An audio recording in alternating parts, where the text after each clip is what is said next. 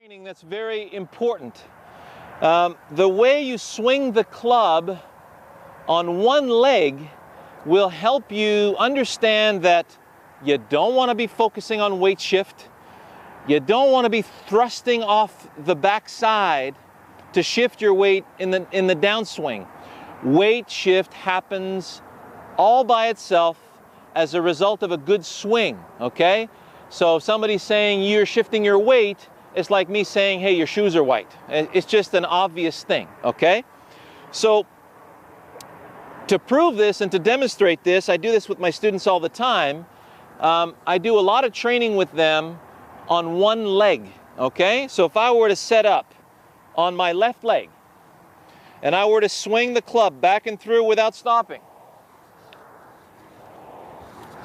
the only way I can stay in balance, you notice how my right hip gets out of the way going back and follows on the way through. You notice how everything revolves around the inside of my left hip, left knee, left ankle. Everything just flows around that center of gravity right here. That center of pressure is on the inside of my left side. So you notice how the hips, shoulders, knees, and even that left foot rolling in just a tad. Everything flows together. Notice how now, because I'm on one leg, the bottoming out of the club is always in the same spot.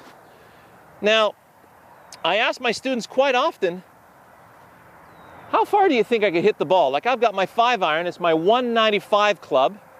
How far do you think I could hit the ball with one leg? And many of them, you know, they say 2/3, half, whatever. Well, in actual fact, off a flat lie, I can hit the ball just every bit as far, maybe just a tad longer, because I've got the tightest radius in my swing possible. So it's like a washing machine in a perfect spin cycle. The inertia flattens the clothing, water gets sucked out of the clothing. If the center of the machine starts getting yanked around, then you've got a tremendous diminishment of speed, okay? So when I have inertia, I have a lot more stretch or taut in the arms. So my arms get stretched out away from the center of my body, and then what happens is that there's torque that builds up through the arms, the shaft of the club, and the club face, so that when the club meets the ball, not only is it meeting the ball with a lot of speed, it's meeting the ball with a lot of compression.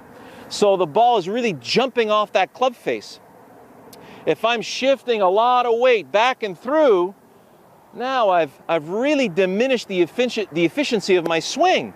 And what happens is that there's no anchor to deploy my arms through that golf ball, okay? So it's very important to be braced through impact. So the positives, and I haven't really found a negative in this particular drill. The positives are this. Through impact, you want to feel like everything is braced on the inside of that left leg. So we know that we need to strike the ball solidly off a solid post. All the teachers agree on that. So if I just stay on my post back and through, I can really, really wallop the golf ball.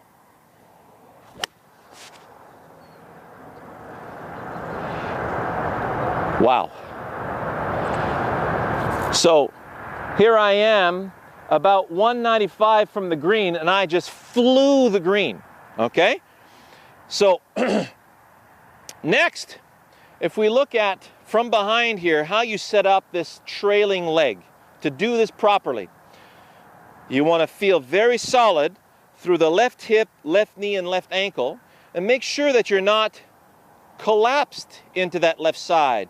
We gotta get the pelvis up and stacked, and you'll feel how this right leg is just hanging there from your hip joint.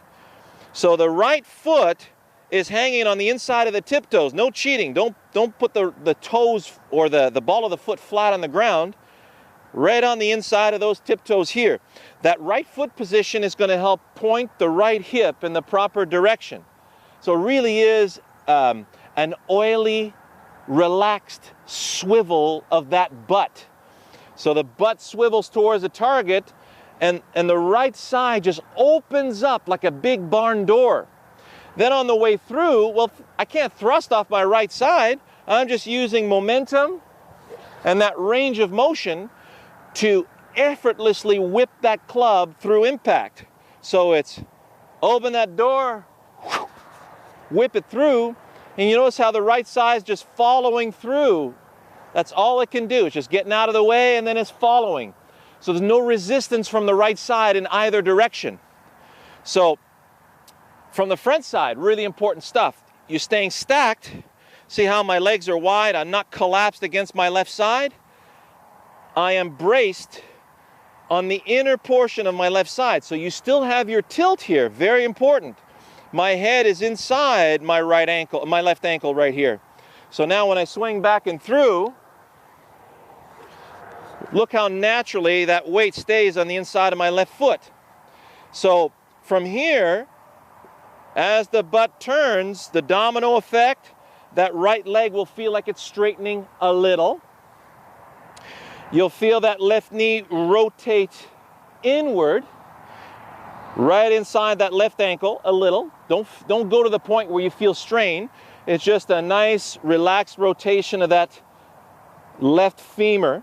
So the top of the femur is actually going this way. The left hip is actually moving toward the target.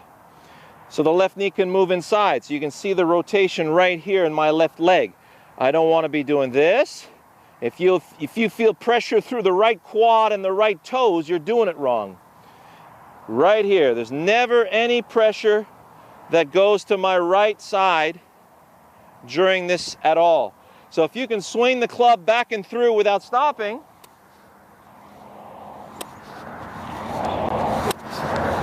okay, there you go. You know, just fantasize your Elvis Presley for a few moments. That's exactly how it feels right here. It's very relaxed. So start from the wedge, go up through your clubs all the way up to the driver. You won't believe how you can hit the driver on one leg. And many of my students to this day say, you know, I still play better on one leg. The only problem is if I'm going uphill or I've got hilly situations, the one-legged shot will only do about half of those, okay? Maybe a little bit more than half. So, have any questions, let me know. In the meantime, enjoy.